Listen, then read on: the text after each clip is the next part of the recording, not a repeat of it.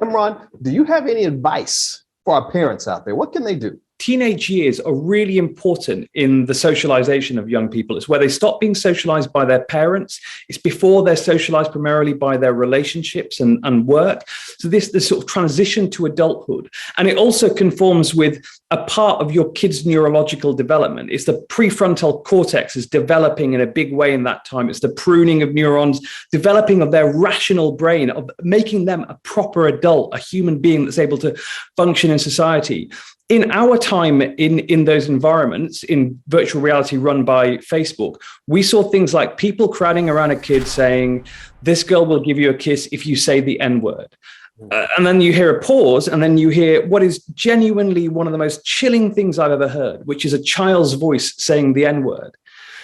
You see kids stuck with devices on their heads for periods of time that they really shouldn't be, that is unhealthy, in an environment that's ungoverned and fundamentally unsafe for kids.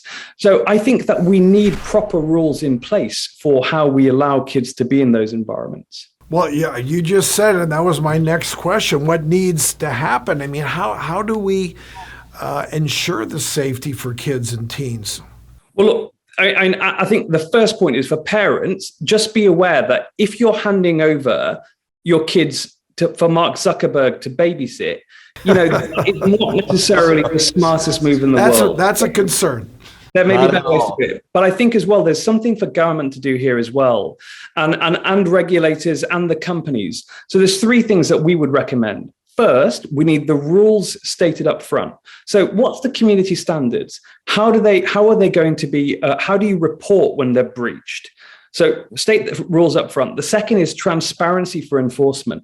So when you've got rules, how can you be confident as a parent, as a user, that they're being enforced properly? If someone's violated the rules, what rule have they broken and why have they been removed? And the third thing is proper repercussions.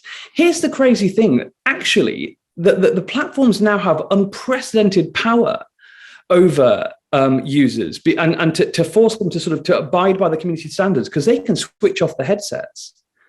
And that's an expensive bit of kit.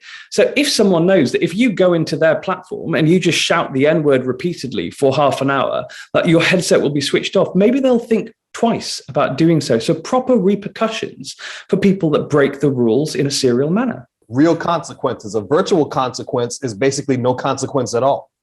Agreed. It has to be a non-virtual, a real consequence. Listen, thank you so much, Emran, for your insight. Great information. Thanks for joining us today. Thank you. My pleasure.